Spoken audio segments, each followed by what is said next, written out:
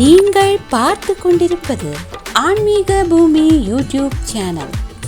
ஆன்மீகனுக்கு திருமணம் முடித்து கொடுக்க காலம் பின்னார்கள் காலம் தாழ்ந்து செல்ல செல்ல திருமணத்திற்கு தடை ஏற்படுகிறது. ஆண்களும் பெண்களும் உரிய நேரத்திலே திருமணம் முடித்து மங்களமாக வாழ வேண்டும். இந்த உலக நாட்டிலே சிறப்பை பெற வேண்டும். அதற்கு காலதாமதம் பல்வேறு கோணங்களிலே விளைகின்றது. இங்கு காசிராஜனுடைய 3 மங்கையர்களில் இங்கு பேராற்றல் மிக்க பீஷ்மாச்சாரியாருடைய தம்பிக்கு திருமணத்தை முடித்து சந்திரகுலத்தை அபிவிருத்தி செய்ய வேண்டும் என்று எண்ணினார் பீஷ்மர். அதன்படி காசிராஜனை வீட்டுக்கு புறப்பட்டு போறாங்க. அங்கு பெரிய கோலாகலம். இங்கு அரண்மனை எப்படி இருக்கிறது? கைந்தவ சேவா சங்கத்தினுடைய அரங்கத்திற்குள் நுழைவர்கள் அனைவருமே அமர்வதற்கான அழகான ஆசனம் அற்புதமாக புறப்பட்டுள்ளன. மேலே பார்க்கும்போது கொட்டகை மிக கலை நுணுக்கத்தோடு அமைத்திருக்கிறார்கள். எல்லா இடங்களிலும் வீசலை வீசிக்கொண்டே இருக்கின்றன. இது வேற நம்ம எங்கேயுமே இப்படி பார்க்க முடியாது. அவ்வளவு தாராளமாக செய்திருக்கிறதை போன்றும் இந்த அரங்கு அழகத்தோடு இருந்தது. அங்கு 3 மங்கையர். அங்கே அம்பை, அம்பிகை, அம்பாரி என்ற 3 மங்கையர். என்ன பேரு? எல்லாம் ஒரே பேர் அவருக்கு ஆவைச்சு பேர். அம்பை, அம்பிகை, அம்பாரி. அந்த அரசனுக்கு அந்த அழகான பெண்கள், அறிவு நிறைந்த மங்கையர்கள், அடக்கமான பெண்கள் 3 பேர்களும் மாலையை கொண்டு வந்தாங்க. அந்த நேரம் பார்த்தார் பீஷ்மாச்சாரியார் திருமணமே முடிக்க மாட்டேன் இருந்தவர் தன் தம்பிக்கு திருமணம் முடிக்க வேண்டும் என்று பன்னாட்டு மன்னர்கள், சிற்றர்கள் வந்தவர்கள் எல்லாம் எதிர்த்து போரிட்டு 3 பெண்களையுமே பலவந்தமாக தன்னுடைய ரதத்தை கடத்தியை கொண்டு சென்றுவிட்டார். மகாபாரதம் காட்டுகின்ற பாடம்.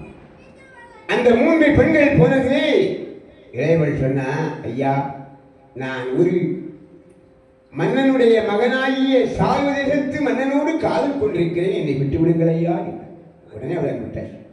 ஒரு முடிவெடுத்துட்டார். அங்கு சென்ற உடனே சால்வ தேசத்து மன்னனுக்கு கோபம் வந்துட்டு, நீ இன்னொருவர் வீட்டுக்கு சென்றவள் இங்கு தேவையில்லை. மறுபடியும் அவர்கள் கொடுத்தார். அந்த பீஷ்மாச்சாரியாரும் அவருடைய தம்பியும் ஏற்றுக்கொள்ள விரும்பவில்லை. காதலிச்சவளை நம்ம கல்யாணம் செய்யும் முறையில் என்றார். மறுபடியும் கொண்டு விட சென்றதினால் அவள் அல்லல் பட்டு விட்டாள். இந்த பெண்மணி வேதனை தாங்க முடியாமல் தவித்தாள். கணவன் வாய்ப்பது அரிதான். அதெல்லாம் அவரவற்றிடம் கூறக்கூடியதுதான். ஆகையினாலே அவள் ஒரு தவத்தை செய்வதற்கு புறப்பட்டாள். பெருந்தவத்தை இமயமலையின் அடிவாரத்திலே அமர்ந்து பெண்கள் வருகிறானா? வருந்தக்கூடாது. குடியால் அழுதக்கண்ணீர் குவலத்திலே தீப்பிடிக்கும் பெரியவர் வாக்கு. மங்கையை அழுதால் மன்னனை வீழ்ச்சி அடைஞ்சிடும். பெரிய ஆட்சிகளும் கூட வீழ்ச்சி அடைஞ்சிடும். அதனால் இந்த பெண் கண்ணி விட்டு அழுதால் அவள் பெரிய தவத்தை செய்வாள். இது இப்படி இருக்க இறைவன் அருளானார். ஆணும் பெண்ணுமில்லாத அணியாக பிறப்பதற்காக இறைவன் அருளும் செய்தார். இங்கே விசித்திர வீரியன், அம்பிகை, அம்பாரி என்ற இருவரையும் திருமணத்தை செய்து கொண்டு 7 ஆண்டுகள் மிக்க அன்புடன் இன்புற்று வாழ்ந்தார். 7 வருஷம் வாழ்ந்தார். பின்னால் ஒரு நோய்வாய்ப்பட்டு அவன் வீழ்ச்சி அடைந்து மரணமாயிட்டான். சந்திரகுலத்தினுடைய வம்சமே அழிந்து போச்சு. அதன் பிறகு இங்கே வேதவியான மங்கையார் ஒரு திட்டமிட்டார். தன்னுடைய மகனை கூப்பிட்டார். வேதவியாசன், எப்பா, 2 பேரும் முறையான பெண்கள் தான், கணவன் இல்லாமல் போயிட்டாங்க, சந்ததி இல்லைன்னா வம்சம் நிறுத்தி அடையாது. திருமணத்தை இவர்கள் மூலமாகவே சந்ததி வர வேண்டும் என்று வேண்டிக் கொண்டார். அதன் பொருட்டாக வேதவியாசன் மறுப்புண்டி அம்பாள், அம்பிகை இந்த 2 மங்கையர்களை சத்தியவதியினுடைய விருப்பத்தின் படியாகவே பீஷ்மர் யோசித்து வியாசரை அழைத்தார். வியாசமாக புறத்து விளக்கு விரும்பினார். வியாசருடைய அருளினால் அம்பிகையிடம் அந்த அம்மாவுக்கு வெட்கமாயிற்று. மேலெல்லாம் விரிந்துவிட்டு உரிய கணவனான உரிமையை நாம் இழந்து விட்டோமே என்ற வேதனை ஆட்பட்டது. இன்றைக்கும் நம்ம பற்றி இதை பார்க்கிறோம். குழந்தை இல்லாதவங்களுக்குள்ள ஒரு முறை, மருத்துவ முறை மற்றும் சில கர்ப்பதான முறைகள்லாம் பத்தியில் பார்த்து அறிகிறோம். இது போன்று முற்காலத்தில் நிகழ்ந்தது. அம்பிகையிடம் பேராற்றல் மிக்கவராகிய ஒரு புதல்வன் பிறந்தான். அவன் பிறக்கும்போது அந்த அம்மா கண்களை மூடியதினால் பிறந்த குழந்தையினால அவனுக்கு 2 கண்களுமே தெரியாத அம்சத்தோடையே படித்தான். அவன்தான் திருதராட்டிரன் என்ற பெயர். இந்த மகாபாரதத்தினுடைய முக்கிய பெயர். மறுபடியும் வியாசனுடைய அருளினால் அம்பிகையிடம் அந்த அம்மாவுக்கு மனங்கள் எல்லாம் வெதும்பி வேதனைக்காய்விட்டு அந்த நேரம் பிறந்ததுதான் பாண்டு. பாண்டுன்னா பன்குஷ்டம் மேங்கெல்லாம். மூத்த மகன் 2 கண்களுமே சரியாக தெரியாது, மன்னர் மரபு.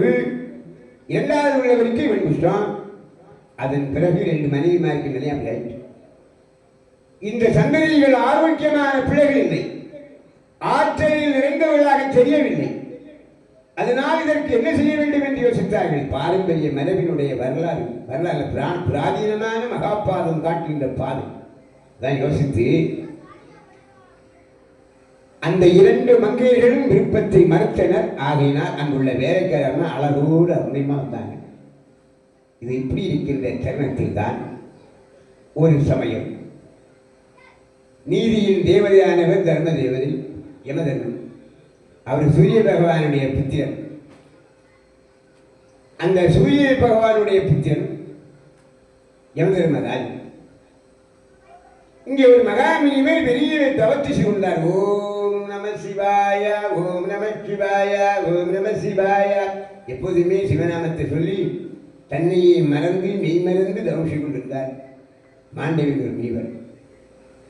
அந்த நேரத்தில் அந்த நாட்டில் திருடர்கள் அரசன் இந்த பொக்கிஷத்தை திருடி கொண்டு அந்த வழியாக போயிட்டான். அரசன் அறிந்தான், காவலர்களை ஏவினான். ஓடி போய் சென்றவரை பிடித்துக் கொண்டு வா, குற்றவாளிகளை தண்டிக்க விட அரசனுடைய கடமை. வேகமாகவே சென்ற நேரத்தில் மகாமுனிவர் தவம் செய்து கொண்டிருந்த இடத்தில் இந்த பதுக்கிட்டாங்க. திருடர்கள் பதுங்கினால் காவலர் அங்கங்கமா தேடி வந்து பார்த்தாங்க. இவங்களை பார்த்த உடனே இங்கே இருக்கக்கூடிய தவத்தில் செய்து கொண்டிருக்கக்கூடிய மாண்டவில் என்ற பெரிய மகானையும் திருடர்களையும் ஒன்றாக கூட்டிக் கொண்டு நேர அங்கே ஒப்பிச்சிட்டாங்க மன்னன் கத்து. மன்னன் பார்த்தான், இவருடைய செயல் சரியான செயல் அல்ல, தண்டித்துத்தான் ஆக வேண்டும். முனிவர் தான் இதற்கெல்லாம் தலைமை என்பதனால் ஒரு கூர்மையான மழு,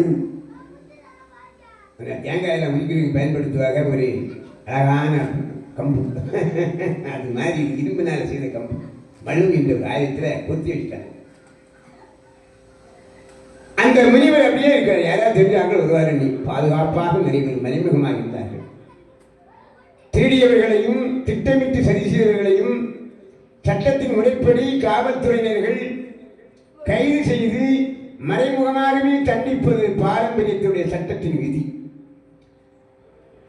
அதுபோன்று இங்கே மறைமுகமாகவே பல காவலர்கள் சூழ்ந்திருந்தார்கள். ஆகாய மாற்றமாக போது அப்படியே இருக்கிறாங்க. சாமி, நீங்க என்ன விழுது வேலையிலேயே ஆட்கொண்டு இருக்கிறீங்களே, இந்த காரணம் சொல்லி தெரிவித்தார். இந்த நிலையெல்லாம் அங்கிருந்த காவலர்கள் அரசுகளை தெரிவித்தார்கள். மகான் மீது தப்பு வரவில்லை, தவறு நிகழவில்லை. இன்னொன்னு அவரை விழுங்க ஆரம்பித்தாங்க. அது சொருகி வைத்ததனுடைய இரும்பு மழுவு முழுமையாக வரவில்லை. அதனால் அதை மெதுவாக தேய்ச்சிட்டாங்க. எல்லோரும் விட்டு நின்று முனிவரை விடுதலை செய்தாங்க. முனிவர் பார்த்தாரு, எல்லா செயலுக்கும் காரணம் உண்டு, காரணம் இல்லாமல் காரியம் நிகழாது. அரங்கத்தில் பேசுவதற்கு நான் எத்தனை பிறவி புண்ணியம் செய்தேனும், இந்த அரங்கத்தை நடத்துவதற்கு அவர்கள் தர்மம். இங்கே அமர்ந்து நீங்கள் எல்லோரும் இருந்து கண்டுகளிப்பு நீங்கள் சில பூர்வ புண்ணியம். கேட்டுக்கொண்டிருப்பதெல்லாம் உங்களுக்கு ஒரு பெரிய தெய்வீக ரகசியம். எல்லாமே காரணம் இருக்கும் என்பதை உணர்ந்தார் இந்த மகா முனிவர். பார்த்தார், இது என்னென்ன இவருடைய சக்தியும் சித்தியும் சேர்ந்து அப்படியே ஆகாய மார்க்கமாக சென்றார். யமதர்மன் இடத்தில் சென்றார். யமதர்மராஜனே நான் செய்த பாவம் என்ன, தோஷம் என்ன, குற்றம் என்ன? குற்றம் இல்லைன்னா எதுவுமே நம்ம நடக்காது இல்லையா? உடனே அவர் பார்த்தார். அப்பா, சித்திரபுத்திரரை கணக்கு கணக்கு எடுத்தாங்க. பார்த்தாங்க, நீ சிறிய வயதில் புட்டான்பூச்சிகளை பிடித்து மொழினால் கொடுத்து விளையாடியுள்ள குற்றத்தின் காரணத்தினால் தான் அந்த வினை உங்களை தாக்கியது. காரணமில்லாமல் காரியம் நிகழாது. நான் உடனே முனிவர்கள் பார்த்தார், எப்பா எனக்கு அப்ப எத்தனை வயசுனாரு?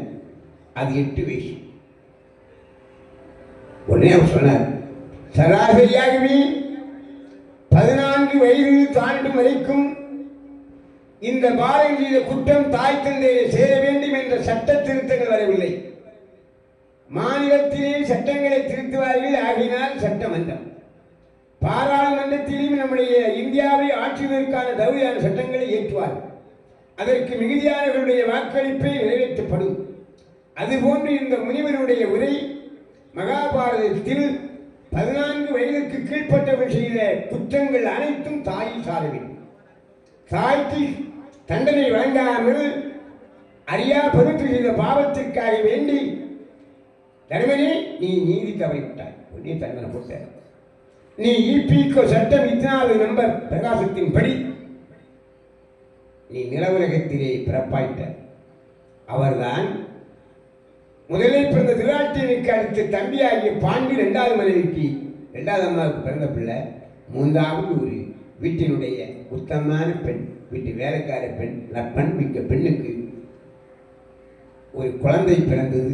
அழகான ஆண்மகன், அறிவில் சிறந்தவன், நீதி உணர்ந்தவன். அவன் தான் நீதிமான் புதிரர். இப்படி மகாபாரதத்தில் 3 பேர்கள். யாரெல்லாம்? திருநாட்டினன், பாண்டு மன்னன், புதிரன். இப்படி இருந்தாலும் அண்ணனுக்கு திருநாட்டினுக்கு கண்கள் தெரியாது. கண்களே தெரியாமல் இந்திய திருநாட்டை, இந்த பாரத கண்டத்தை ஆட்சி செய்த மன்னர்களிலே சிறப்பு குறித்தானவர் திருநாட்டிய மன்னன் என்பது ஒரு காவியம் போட்டி. அவருக்கு படைத்துணையாக இருந்தவர் பாண்டு மன்னன், அமைச்சராக இருந்தவர் புதிரன். இப்படி 3 பேர்களும் சிறப்புக்குரியவர்களாக வெவ்வேறு கோணங்களிலே விளங்கினார்கள். நம்மளுடைய மாவட்டத்தில் பல தாலுகாக்கள் இருக்கின்றன. இன்னும் பல தாலுகாக்களை பிரிக்க வேண்டும் என்று அரசியல் பிரமுகர்கள் கோரிக்கை வைக்கிறார்கள். இதையெல்லாம் அரசினுடைய ஆட்சி பொறுப்பில் இருக்கின்றவர்கள் எல்லாம் கவனிக்கிறதை போன்று திருநாட்டிய மன்னன் சிவில் சப்ளை நிர்வாகத்தில் எத்தனை குடும்ப அட்டைதாரர்கள் ஒவ்வொரு தாலுகாக்கள் இருக்கிறார்கள் என்பது அவருடைய கவனத்தில் கவனமாக கண்கள்லாம் தெரியாது. நெடிய சாலைகள் எத்தனை இருக்கின்றன? எண்ணின்படி 47வது எண் கொண்ட சாலைகள் எத்தனை விசீர்ணமாக அமைக்கப்பட்டிருக்கின்றன? மக்கள் தொடர்பு பணியாளர்கள் எத்தனை இருக்கிறார்கள்? எல்லாம் மன்னனுடைய கவனத்திலே இந்த திருநாட்டிய மன்னன் மிக சிறப்புக்குரியவனாக போற்றினான் என்பதை காவியங்கள் சொல்கின்றன. அந்த மன்னனுக்கு திருமணம் முடிக்க வேண்டும். காந்தார தேசத்திற்கு இங்கிருந்து ஆள் அனுப்பினார். கபிலன் என்று சொல்லக்கூடிய மன்னனுடைய மகள் காந்தாரி. அந்த அம்மா ஒரு உத்தமமான குழந்தை. உத்தமமானவர்களை ஒரு சிலர் தான் இன்றும் உலகம் உள்ள வரைக்கும் போட்டியே ஆகும். மகாபாரத விரோதமான தன்மை. அப்போது இந்த பூதவைகள் சொன்னாங்க, பேச்சுவார்த்தை வந்துச்சு. இங்கே பேராற்றல் மிக்கவராக விளங்கியவர் பீஷ்மர், வெள்ளியில் வல்லவர். அவருக்கு கல்வி கற்றுக் கொடுத்தவர் திருமாலுடைய திரு அவதாரங்களில் ஒருவராகிய பரசுராமர் தான் கல்வி கற்றுக் கொடுத்தவர். ஆனால் பகைமையும் ஒரு காலத்தில் ஏற்பட்டுவிட்டது. அவர் 3 பெண்களில் ஒரு பெண்ணுக்கு 3வது பெண்ணை சாரதேஸ்வரி மன்னன் காதலித்துக் கொண்டதினால் திருமணம் முடித்து வைக்க முறையில்லை. அந்த பெண்மணி பரசுராமனிடத்திலே முறையிட்டார். பரசுராமன் சமாதானமான முறையினை பீஷ்மர் எடுத்து அந்த பெண்ணையும் கூட வைத்து திருமணம் முடித்துக் கொள்ள வேண்டாம்னு சொன்னார். முடியாது. இருவருக்குமே சண்டை ஏற்பட்டது. வெற்றி கண்டது இந்த பீஷ்மர். அந்த நேரமே இப்படி பார்த்தார், நீ அரசர் குலம், நான் அந்தனர் குலம். பரசுராமர் சொல்ற, அந்தனர் குலத்திலே பிறந்தும் அரசர் குலத்தவனாகிய அடிமைக்கு ஆட்பட்டு விட்டேன். அதனால் இன்று முதல் கொண்டு யாருக்கும் கல்வி கற்றுக் கொடுப்பதில்லை. அவர் பெரிய வித்வான் என்று சொல்லி அவர் பிரிந்து விட்டார். இங்கு இந்த பீஷ்மாச்சாரியார் அனுப்பிவிட்ட ஆளின்படிதான் 2 கண்களுமே தெரியாத திருராட்டிய மன்னனுக்கு திருமணம் முடித்து பருவம் வந்துட்டு இவர்கள் அருகாமையில் உள்ள நாட்டுக்கு போனாங்க. இந்த காந்தாரிய திருமணத்திற்கு காந்தார தேசத்து மன்னனாகிய சுபலனுடைய புதல்வி காந்தாரியை திருமணம் கேட்க போனாங்க. எல்லா விவரத்தையும் கேட்டாங்க. அந்த பெண்மணி மெல்ல கேட்டி பார்த்தாங்க. தூதுவர்கள் இருந்தது. பேச்சுவாக்கிலே வந்து அவர்களுக்கு சம்மதித்தாங்க. திரும்ப போயிட்டாங்க. தகவல்களையே ரகசிய தகவல்கள் அறிவாங்க.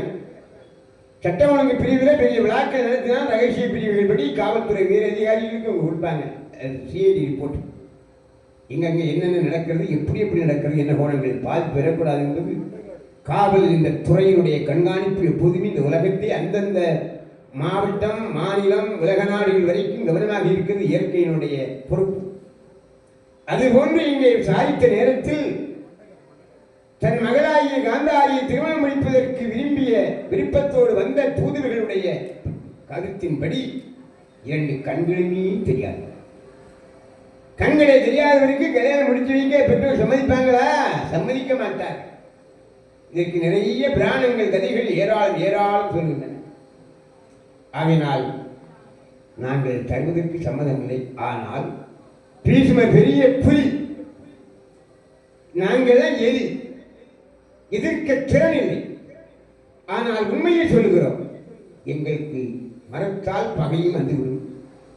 உடனே அந்த தூதுவர்கள் சொன்னாங்க, ஐயா வரலாறு படித்திருக்கணும், புராணங்கள் தெரிந்திருக்கணும். பொதுவாகவே ராமகாவியமும் மகாபாரதம் யார் படித்தார்களோ ஊராட்சிக்கு தலைவருக்கு தரும். இங்கே பத்மநாபன் ஐயா அவர்கள் தலைமை தாங்கி இருக்கிறார்கள் என்றால் அவர் ஊராட்சி அந்த அமைப்பினுடைய தலைமையாக இருந்து ஆட்சி செய்தவர். அவருடைய தந்தையாரும் மக்கள் சேவையிலே நீண்ட காலம் அவருடைய அரசாட்சி மக்கள் சேவை செய்தவர் என்பதை நாம் நிறைய தெரிந்திருக்கிறோம். அதுபோன்று மக்கள் பிரதியாக இருக்கிறவர்கள் ராமகாவியம் மகாபாரதம் படித்திருந்தால் அவர்களுடைய பார்வையும் அழுத்தமும் இறுக்கமும் சிறப்பாக இருக்கும் என்பதை காவியங்கள் வரையறுக்கின்றன. இந்த பெண்களை மறுத்ததினால் இவர் எடுத்து சொல்ல நிறைய படிச்சு வராச்ச. சந்திர சடாதர சாம்பவ மூர்த்திக்கு வாத காலுண்டு குறை சொல்ல கண்டு தெரியாத யாரும் சொல்லக்கூடாது. பரந்த உலகத்தையெல்லாம் ஆட்சிகளாகி சிவபெருமானை சமேசனை நடராஜனை மகாபாரதத்தை சொல்லுவோம். சந்திர சாம்பவ சதா மூர்த்திக்கு வாத காலுண்டு. இந்திரனுக்கு 1000 கண்களை உடையவனாக இந்திரனுக்கு ஒரு அவமானமான ஒரு சின்னம் உண்டு. திருமாலுக்கு கையில் வசத்தால் கையனால் எந்த பெயரும் உண்டு. பார்க்கறதுல கிடந்த நேரத்தில் அவர் ரொம்ப அழகில் சிறந்தவர்கள். திருமால் ஒன்று சொல்புக்குரியவர் தான். ஆனால் கருத்து போயிட்டார். அம்மன் கிடந்த நேரத்திலே ஜோலை பயிற்சி நடிச்சதில் அவர் கருத்துட்டார். அதனால் அவருக்கு பேர் கரியமார். இவன் சொல்லுறாங்க தூதுவர்கள் ஏற்ற கவலிட்டு சொல்ல அவருக்கு என்ன உண்டு? கரியமல்ல பேர். சூரியனுக்கு பல்லில்லை. இது ஜோடகாரிகள் சொல்லும். சூரிய பகவானுக்கு பல்லு கிடையாது, பல்லு நட்டுட்டாங்க. இது மாணிக்க வாசகருடைய திருவாசக பாடல்களில் இந்த பாட்டு வரும். சிவபெருமானுக்கு எதிராகவே தக்கன் செய்த வேள்வியை கலந்து கொண்ட தேவர்கள் எல்லாம் பின்பற்றதிலேயே வீரபக்தனுடைய அடியினாலே பல் கலந்து போயிட்டு. சந்தனுக்கு கலங்கம் உண்டு, அழகிலே சிறப்பு வாய்ந்த சந்தன் அவனுக்கு கலங்கம் உண்டு, தேச கருப்பு இருக்கும். ஆதிசேடனுக்கு நட்சத்திரம் உண்டு. இவ்வளவெல்லாம் குறை இருக்கும் போது கண்கள் இல்லைன்னு சொல்லி இங்கே வைக்கலாமான்னாங்க. உடனே சம்மதித்தாங்க. அதன்படிதான் இந்த காந்தார தேசத்தினுடைய மன்னனுடைய மகளை காந்தாரி அம்மாவை திருமணத்திற்கு ஒப்பந்தம் எடுத்தார். அந்த அம்மா அன்னைக்கு ஒரு முடிவு செய்தார். கணவனே கண்கண்ட தெய்வம். அது புத்தமான பெண்களில் இந்த ஒரு பெண் முக்கியமான பெண். நம்ம எல்லாம் இன்றைய காலங்களில் நிறைய மாறிட்டோம். முந்தைய காலம் நிறைய ஒழுக்கத்தை எடுத்திருக்காங்க. அதன் காரணத்தினால் நான் இன்று முதல் பரந்த உலகத்தை நான் என்னுடைய கண்களால் பார்க்கவே மாட்டேன் என்று அந்த அம்மா அழகான ஒரு கருப்பு துணியை வச்சு கண்களிலேயே மூடிட்டான். கண்ணு மூடுறது அவ கடைசி காலம் வரைக்கும் அதை தந்து பார்க்கவே இல்லை. இப்படி கணவனுக்கு ஏற்ற ஒரு மனைவி இந்த வையகத்தில் கிடைக்குமா? கிடைக்காது. தாரம் வாய்த்து திருவள்ளுவருக்கு சொல்வார்கள். அது சுத்தமான கதை, எல்லாம் காலம் போயிடும். இந்த உத்தமமான தன்மையில் அவர் திருமணத்தை முடித்தார். அதில் பாண்டு மன்னனுக்கு திருமணத்தை பார்த்தாங்க. அந்த அம்மாவுக்கு அங்கே ஒரு அழகான ஒரு பெண்மணி இருந்தாள். அந்த பெண்மணி அழகிலும் சிறந்தவள், ஆற்றலிலும் மிக்கவள். அவள் தான் குந்தி என்ற பெயர் பெற்றவள். குந்தி போது என்ற மன்னனால் வளர்ப்பு மகள். அரிய வலிய கவத்தை உழுவராக மகாமுனிவர்கள் ஒருவர் தான் ரொம்ப கோபக்காரர், திருவாச முனிவர். அவர் தவம் செய்த ஒரு பௌரவருக்கு ஏறி இழக்கார். தவம் மிக்கவர், விவேக மிக்கவர். மனிதர்களாம் விவேகமாக தான் இருப்பாங்க, பார்வையாக தான் இருப்பாங்க. அலுவலகத்திலே உயர் பதவியில் இருக்கிறவர்கள் கண்ணியமாக இருப்பார். குற்றம் இருக்கக்கூடாது, நேர்மை தவறக்கூடாது, கூர்மை மழுவக்கூடாது, படிபாதகத்துக்கு ஆளாகிவிடக்கூடாது. நலி நிலையை பிறகு சிலர் இருப்பாங்க, சில பேர் அப்படி இருக்க மாட்டாங்க. அதுபோன்று இந்த மகாமணியுடைய தவம் சிறந்தது. ஒரு நாள் அந்த இடத்துக்கு போயிருந்தார், சூரசேனனுடைய இடத்துக்கு. அங்கே அருமையாக இவருக்கு சேவை செய்ய வேண்டும் என்று இந்த பெண்மணியை நியமித்தாங்க. இந்த பெண்மணியோ ரொம்ப சிறப்புக்குரிய பெண்மணி. புந்தியால் அருங்கதை மகள், புந்தியால் அருங்கதை மகள், பொற்பினால் பூந்திரு புனை கற்பால் அந்திவாய் அருந்ததி. கற்பில் அருந்ததிக்கு நிகழ், கல்வியில சரஸ்வதிக்கு நிகழ். அழகும் செல்வமும் அணிந்திருந்ததிலே பூந்திருன்னா அவ திருமகள் தான். பூவில் விரிச்சோளா திருமகள் சமம். குந்தி போஜர்பால் சூரன் என்பவன் மகள், குருகுலம் தழைத்தோங்க வந்தியாவரும் பிரதையன் அடிதொழ மதியன வளர்கின்றாள். மதியன சந்திரன். சந்திரன் அழகிலேயே சிறந்தவன் என்று பிராணங்களில் சொல்லப்படுகிறது. அந்த சந்திரன் ஒன்று வானத்திலே வருகிறனால தான் நாம் எல்லாம் தலைத்து வாழ்கிறோம். சூரியனுடைய அணுசக்தி இல்லைன்னா உலகத்தை எல்லா இயக்கங்களும் அப்படியே முடங்கி தடைப்பட்டு போயிடும், அது உண்மை. ஆனால் அவருடைய வெப்பத்தை குளிர்ச்சி செய்கின்ற கிரகம் சந்திரன். அது கையில் ஒரு பெரிய கலசம் இருக்கும், அமிர்த கலசம். இந்த அமிர்த ஜுவாலம் விபிசிட்டே இருக்கும். இந்த மகாபாரதமே சந்திரனுடைய குடும்பம் தான் சொல்லியிருக்கு. நாம் எல்லாரும் அந்த வம்சத்தில் உள்ளது தானே, யாருமே ஆகாயத்திலிருந்து பொத்துணி விழல. தாவர இனங்களுக்கெல்லாம் சந்திரனே அதிபதி, தண்ணீருக்கெல்லாம் அதிபதியும் சந்திரன். சுக்கிர பகவான் இதை இணைக்கிறது ஜோட சாஸ்திரங்கள் தான். சூரிய பகவானுடைய எரிசக்தியிலாம் உலகம் அழித்து போயிடும். 1000 அடிகளுக்கும் கீழே ஆழமான தண்ணீருக்குள்ளே சூரிய பகவான் என்னையே பார்த்துட்டே இருக்கிறது அந்த விருட்சம். இந்த விருட்சங்களும் சரி, நாமும் சரி, எல்லாரும் சூரியன் வரணும், சந்திரனும் வேணும். இந்த சந்திரனை பூண்டு வளர்ந்த பெண்கள் ஒரு நாள் இவரு, அம்மா என்னுடைய கோபத்தோட இணைந்து எல்லாரும் சீராட்ட முடியாது. சில பேருக்கு எப்போ பார்த்தாலும் கோபமாக தான் இருக்கும், பொல்லாப்பு இருக்காது, பக்குவமாக போகணும்.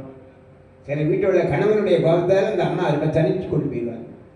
சில வீட்டில் பெண்கள் தத்துவம் சொல்றது, பெண்டியற்கழகு என்னது எதிர்ப்பே சாதித்து பழமை வாக்கு பெண்ணை சொன்ன சொல்லுபடியாக எல்லாரும் பொறுப்பில் இருக்கும்போது சொல்லலாமா, சொல்லக்கூடாது. பெண்டிற்கு அழகு எதிர் பேசாது, தெரிவித்து பேசக்கூடாது. சரி சரி ஆமாம். அடிமை அல்லது கணவனோடு நினைச்சு. பொதுவாகவே கணவன் அரசனாக இருந்தால் மனைவி அமைச்சராக இருக்க வேண்டும். அமைச்சர் ஆலோசனை இன்றி அரசன் எந்த செயலும் செய்யக்கூடாது. இது அரசியலமைப்பு சட்டம். ஆனால் சில பேர் எல்லாம் தன் நோக்கிலே போவாங்க. புருஷமான போக்கு தான் பொண்டாட்டியும் போகணும். சில பேர்கள் எதிர்த்து பேச மாட்டாங்க. மனைவி ஒரு கணவனுக்கு அமைவது ஒரு சிறந்த ஒரு பாக்கியம். பெண் என்பவள் சாதாரணமான ஒரு நிலையிலே நாம் யாருமே கருதி கொள்ளக்கூடாது. அமைச்சரும் அவளை பெண் புத்தி, பெண் புத்தி பெண்ணினா பின்னால் உள்ளதல்ல, பொறுமையான புத்தி. நோய்வாய்ப்பட்டால் மருத்துவராக இருந்து கணவனை சேவிக்கிறது பெண்மணிதான்.